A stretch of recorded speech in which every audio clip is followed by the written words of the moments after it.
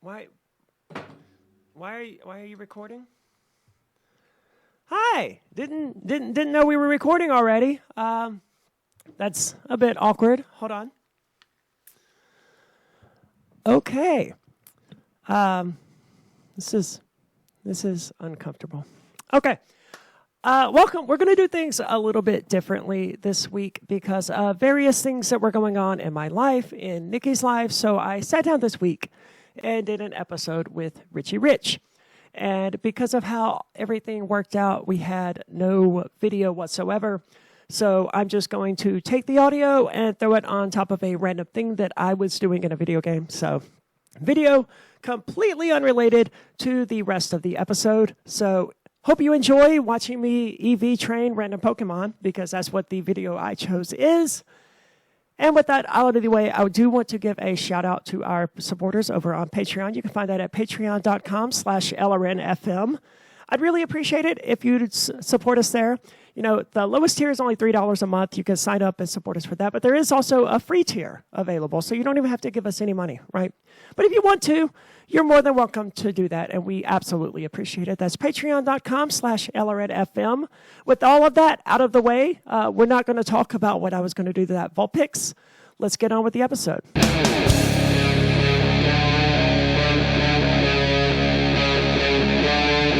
Free Talk Live.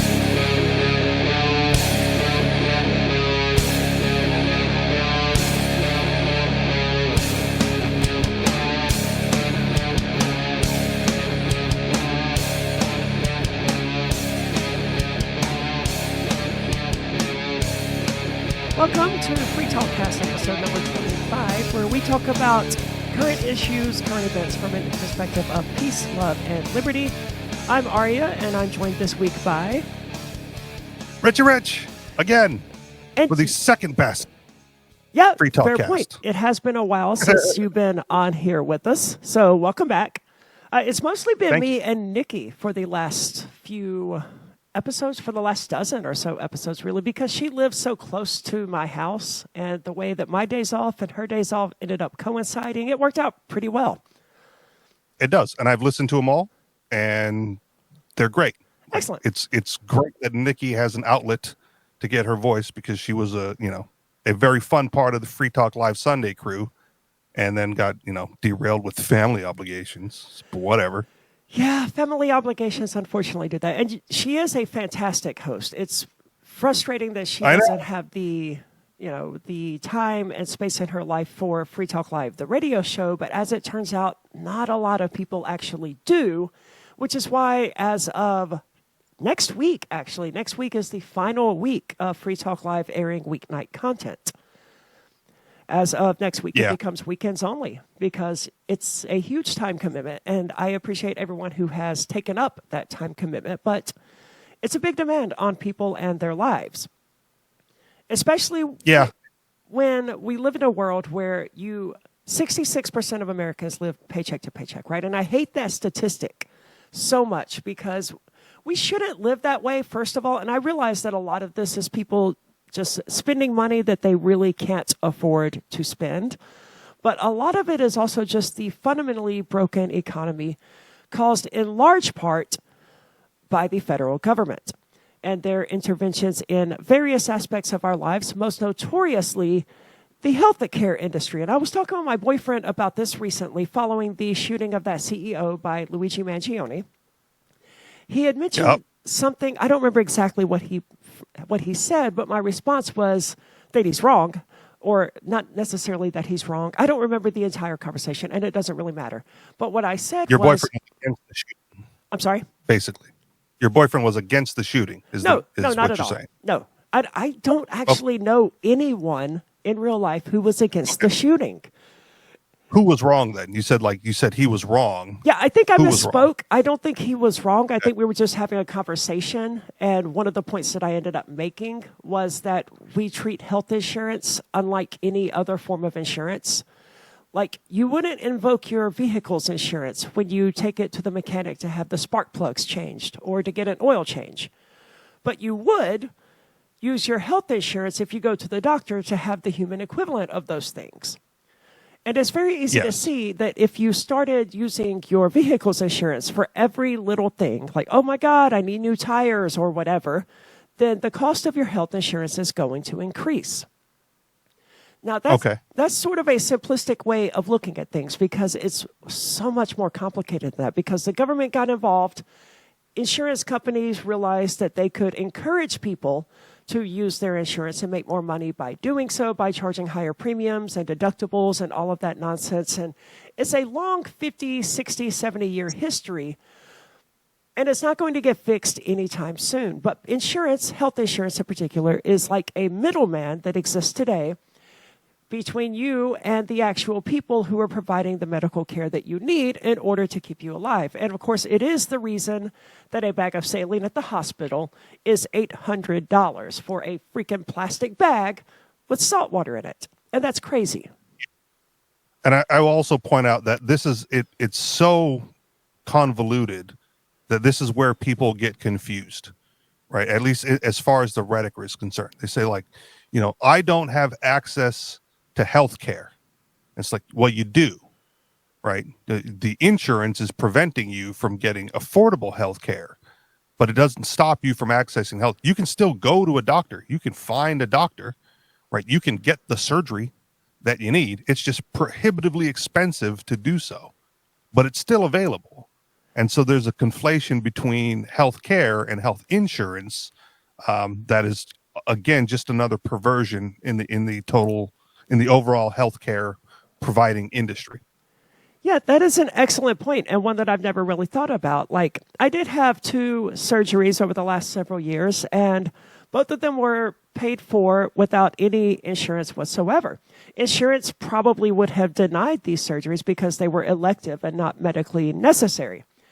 And my doctor that I see, who operates in Keene, New Hampshire, doesn't take any form of insurance. She's cash and card only. It's a flat fee of $60 a month. And then you can schedule as many visits and phone calls and text messages and emails and stuff as you want. And it's such a strange experience to go into this doctor's office because she sits you down in a chair and then you just spend about an hour with her as she goes over your health, your diet, things going on in your life, things that may be impacting your health. And you work together to put together a plan to eliminate any health issues you happen to be having. And it's so fundamentally different than what I'm accustomed to out of doctor's office. Like, you go in, you sit in the lobby for an hour or 2. Even if you have a freaking appointment, you end up sitting in the lobby for hours. And then finally, they move you back into the smaller room where you continue to fucking wait for about an hour. The doctor comes in, he spends about 5 minutes with you. He sends some prescriptions to a pharmacy and he sends you on your way. It's going to the doctor. Yeah. Going to the doctor has become this whole day affair. And the total amount of time that you actually spend with the doctor. Right. You can, urgent care will take you and they'll swipe a credit card. Yeah. Right. The hospital will take you. The emergency room will take you. That'll be a big bill, right? And you can deal with that later in the case of an emergency. But there are healthcare options. But as you mentioned, people want the insurance to pay for the doctor checkup, right? And this is what you get. Well, I haven't been to a doctor so not entirely true. I haven't been to a doctor's office the entire time that I've been in New Hampshire. Like even through the COVID stuff. Right. I didn't go. I didn't need to. There was nothing so pressing health related that I went, I need to see a doctor for this. The only thing that came up was the renewal of my handicap placard because I have a bum leg. And I did see a real doctor in an unconventional manner to get that taken care of. But that was like the only checkup I've had since I got here was like, is your leg still bad? I'm like, yep, leg's still bad. And then, okay, here, go get your placard. I don't blame you for that. And it's unfortunate, but then again, you're young, you're healthy, so you shouldn't need to see a doctor, right? Exactly. If I have a cold, right, I go get some cold medicine, right? If I break an arm, well, then yeah, I'll have to go get that repaired. But the vast, like, I know what's wrong with me. And I'm either doing things to remedy it or not. right? Like I have high blood pressure, allegedly. I broke the blood pressure machine when we tried it on. The cuff was too small for my massive arms. That's happened before too. More when I was working out, but now it was just the wrong size. But I have high blood pressure, and I was, when I was seeing a doctor before I moved here, I was on like blood pressure meds, and I was like, it's annoying, and I don't like taking the daily pill, and it wasn't for me. And so I was like, well, okay, so what do I have to do to mitigate that? And it was, exercise and change my diet and lose weight. And, that has worked in the past to lower it. But even at my lowest weight, I still had high blood pressure. So there's something like genetic there or hereditary there that just isn't going away. Right. So I don't need to constantly be going to a doctor for it. Right. Like I know I'm supposed to be on the meds. I'm just not on them. And that's a personal choice. It has nothing to do with, the medical industry or healthcare, because when I had access, I still didn't like taking the meds. So whatever. Well, I don't blame you on that. I had pre-hypertension before I went to prison, which is kind of understandable. You're about to go to prison. It makes sense that your blood pressure would, in fact, be elevated. However, when I got to prison, that did not go away, obviously. And they prescribed me several different blood pressure medications while I was in prison. And none of them worked. None of them did anything to lower my blood pressure. And as I read more about this with the very limited literature available to me in federal prison, what I learned was that the overwhelming sentiment in regard to blood pressure is it doesn't matter what you do, just keep throwing shit at the wall and see if something sticks. And that's exactly what they did. Every month they would try me on a different blood pressure medication, and the side effects of these were miserable. Hot flashes, dizziness, all kinds of nonsense like that. Random experiences with vertigo.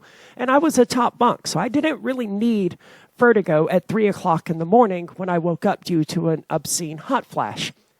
Eventually, I stopped taking them. I just kept exercising, and I became a vegetarian. All of these things helped, and I got my blood pressure down to normal levels. And I told the nurse about this when she took my blood pressure. It's like, okay, so we finally found a medication that worked. I said, no, I haven't been taking it. I've just been exercising and dieting. And she said, there you go. That's not good. That was her response to me saying that That's what you're supposed to do. I was supposed to take the magic pills. No, not with like now that you mention it, I think I did have to like scale back my medication at some point because I was getting like weird dizzy and had to go lie down. Yeah. I was like, this is weird. I don't know if that's not exactly why I stopped, but when you mentioned it, I recalled. Yeah, they have very unpleasant side effects. Nothing generally life-threatening, just unpleasant to deal with. But the healthcare industry, let's get back to that, because something happened a few weeks ago that I'm floored by it. I'm floored by the response by it. And everyone out there knows what we're referring to. The CEO of, I think it was United Health, was shot and killed, allegedly by Luigi Mangione. And the outpour of love and support for Luigi Mangione is shocking to me, right? Like, this dude committed murder. By any stretch of the imagination, he committed murder. And yet, the overwhelming response that I've seen is people saying, fuck yeah, shoot another one. Yeah. I'm not surprised, and I am hopeful. I am too. It's similar, and I'll do my best to break down like my thought process here, but this is similar to my position generally on politicians, right? They make decisions that control your life, and they have nothing at stake, right? And until they have like something to lose, they don't care. And when the CEO got shot, right, all of a sudden there's literal skin in the game for healthcare executives to change their position, to make better policy, to do what they've been contracted to do, and provide the service that people are asking for, right? That's the insurance side of things, right? And now they have something to, like, their lives are on the line, and let's see if they make the necessary changes. And it may have been just serendipitous timing, right? But like the day after that happened, Blue Cross Blue Shield went, you know what? Maybe we do cover anesthetics for long surgeries, right? It's like, oh, Really? well, surprise, surprise. Yeah, they had like a time limit. If you had a 5-hour surgery, this is not the full example, but if you had a 5-hour surgery, right, they would only cover anesthetics for like the first 3 hours. And the Holy last 2 shit. hours, they're going to bill you, right? And they were going to like make this policy change, and people were up in arms about it, rightfully so. And then like dude gets shot, and they're like, no, that was a bad idea. We're not going to do that anymore. Like you can have all 5 hours of anesthetics when you're in surgery. I saw one response. The only negative thing I've seen about this, and I wish I could pull it up, but I didn't think to pull it up in advance, and I'm not going to be able to find it right now. But it was a libertarian arguing that it's not, that this is just proof that leftists are against due process for people, and that that's all this is really about. And my response to him was that, look, we haven't been left, I'm not a leftist, but people, Americans, right? This isn't a matter of left or right as far as I can tell. It's just a matter of people versus heartless CEOs who run the world and who have no accountability and who are propped up and kept in power and protected by the government. There is no legal recourse for us to do anything to this CEO.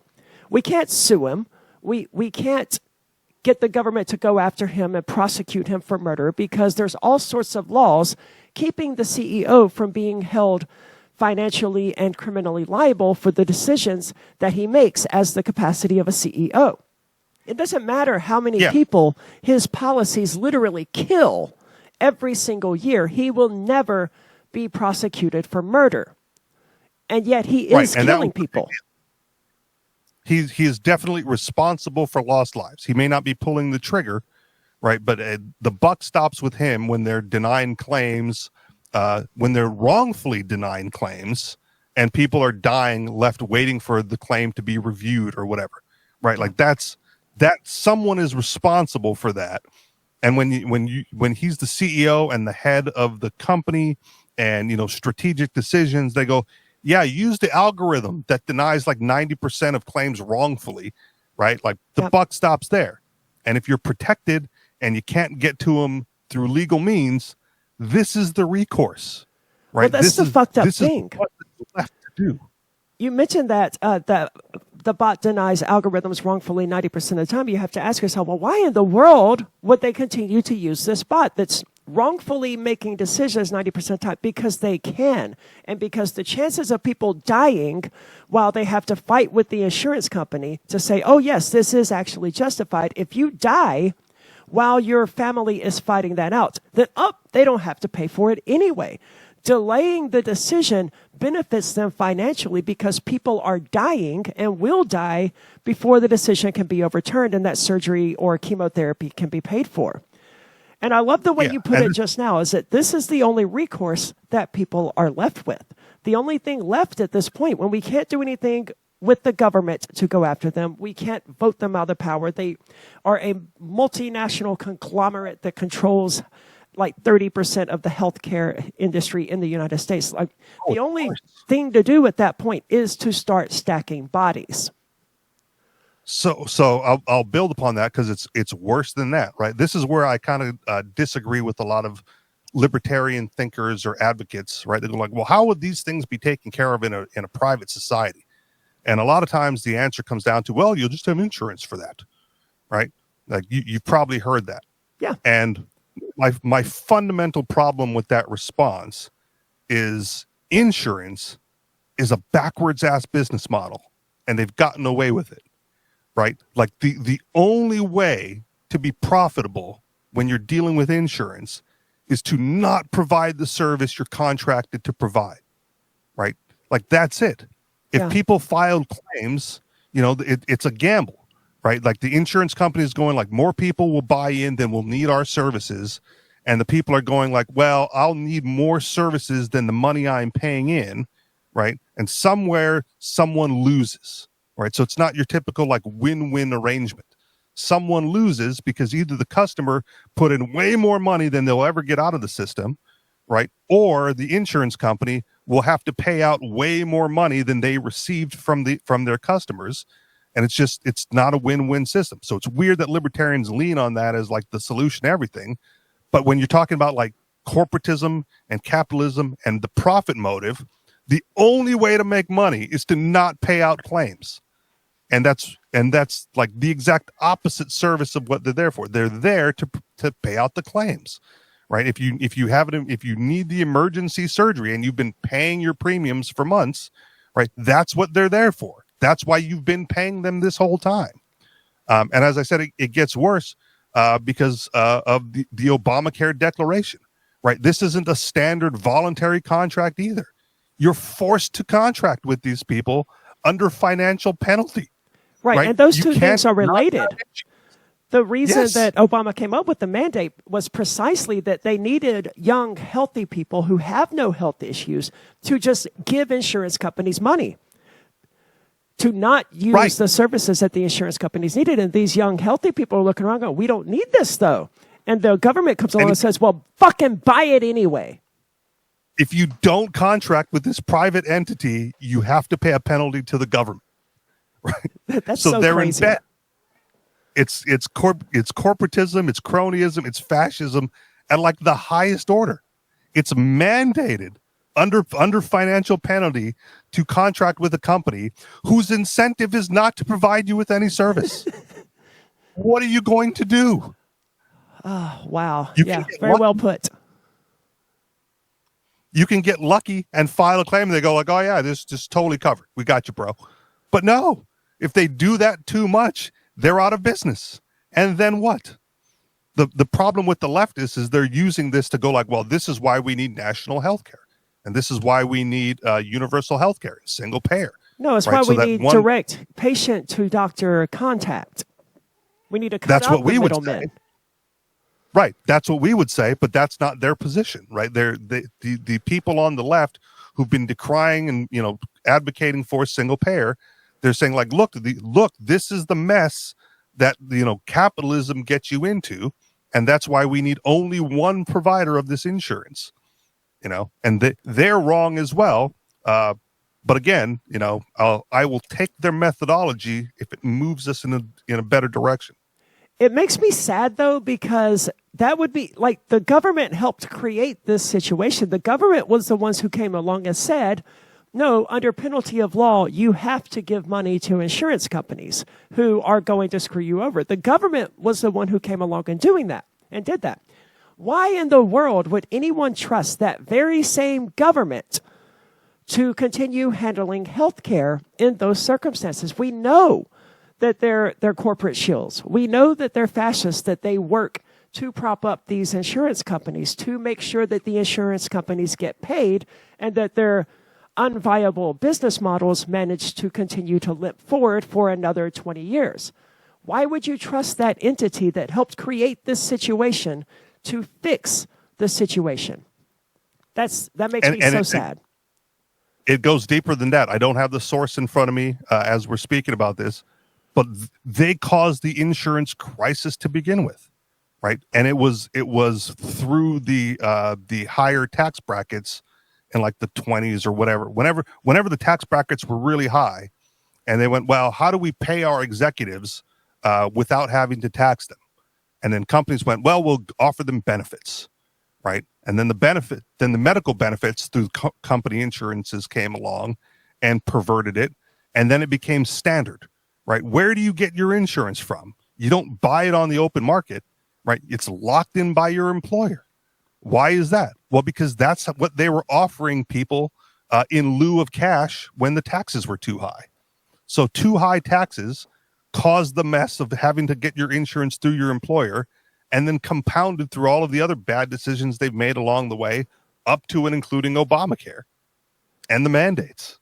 I have never thought about that before. That is alarming now that you've pointed it out to me, but it would be crazy to expect my employer to pay or provide me with renter's insurance or homeowner's insurance or whatever as a perk of employment.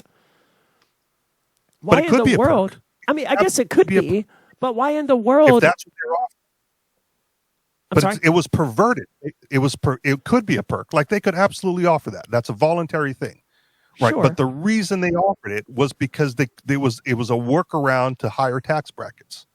Right. and then it became mandatory and standardized, right? If it was just a perk, and you could I could get my insurance from wherever I call up the insurance. Like I have Amica, right? Renter's insurance. Yeah. Right. And I was like, I don't need renter's insurance, but it's good to have.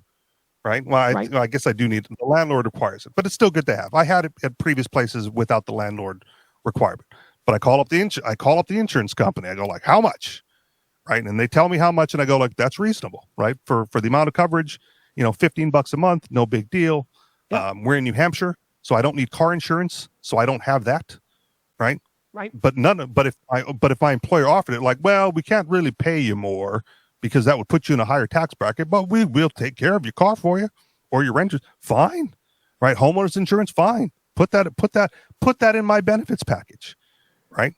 Yeah. I can see that. If that becomes the standard and that becomes the mandate, that not only is it for executives and higher ups at high tax bracket management, but now like the clerk at the front desk, right? You have to cover her renter's insurance or her homeowner's insurance, right? As part of like all the jobs, because you can't get it anywhere else anymore, right? Then it's a perversion. And then the government mandates it. Well, now that we're helping, you must get it, right? Yep. Then it mucks up the whole system.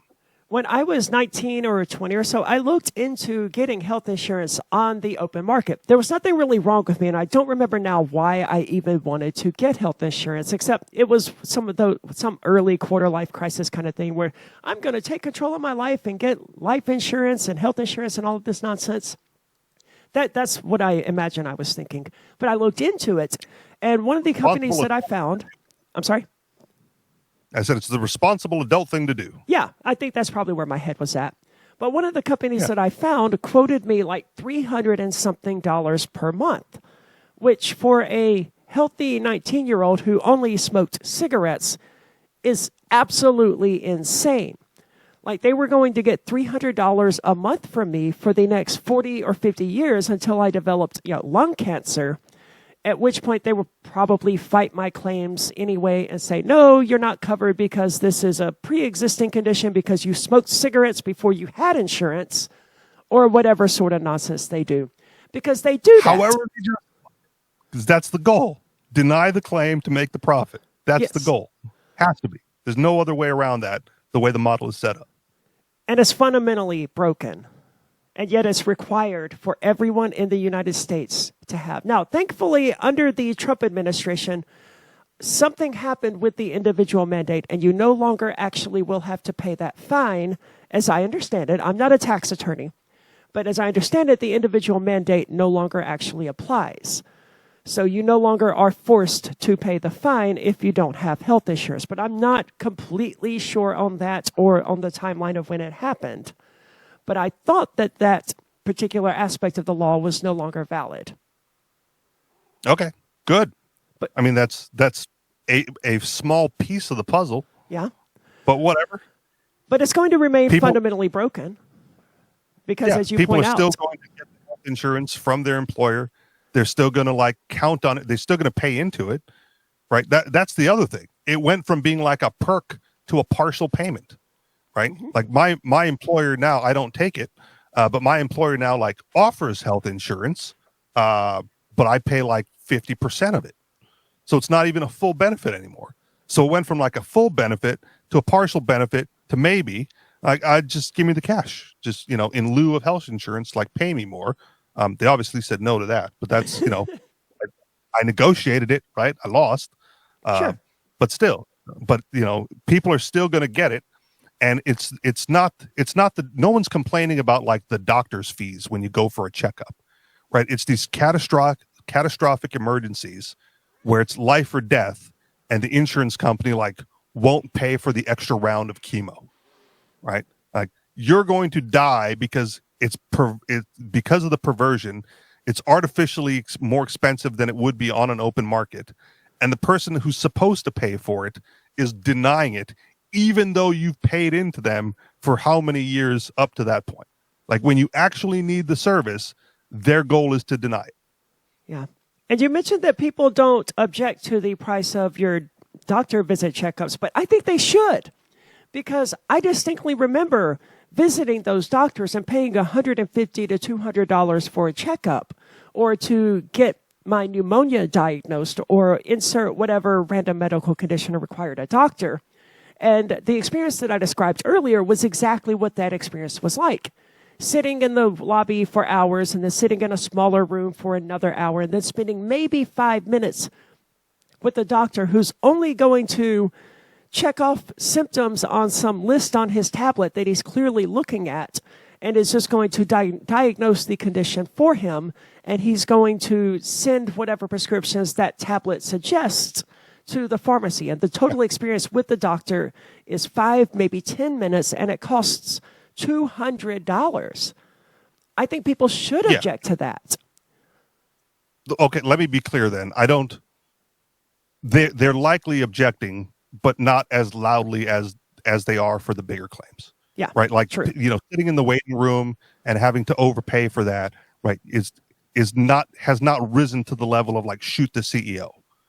Okay. Right? Yeah. Fair enough. You know, But one of the reasons that people have to point, do that is because of all of the paperwork that is created by the insurance companies. One of the reasons that my doctors don't have any of this staff, the administrative staff, that they can just sit down with you for an hour, is that they don't play with the insurance companies. So they don't have to have 5 staff members whose only job it is to interact with insurance companies and make sure they get paid. Yeah, and to parallel this with the government and taxation and whatnot, like if taxation was like a flat 3%, you'd have a lot less complaints, right? The extremist, the hardcore anarchist will still say 3%. You're still taking 3% of my money, my livelihood, right? But nope, the vast majority of people won't care, right? Yeah. And it's up to it's 40-50% in total now, and still the vast majority of people like aren't shooting politicians yet, but they're shaking their fists vigorously at it, going like, "Where's my money going?" Right? So the burden of a $200 doctor bill, is sufficient. But in someone like in my position, if you're only going to the doctors once or twice a year at most, right? Because that's all you need for a checkup. Okay, so that's it's less than your car insurance, right? So it's obscene, but it's not doesn't rise to the level of an actual revolt in my opinion. Excellent point. And thank you for sitting down with us. I know you have stuff to do, and I've got to get some stuff done as well. So thank you for sitting down with us again. And we'll be back again same time next week. I don't know if Rich will be back or not. We haven't actually discussed that or planned anything. I mean, the podcast as a whole will be back next Monday. So thank you for listening, and enjoy your weekend.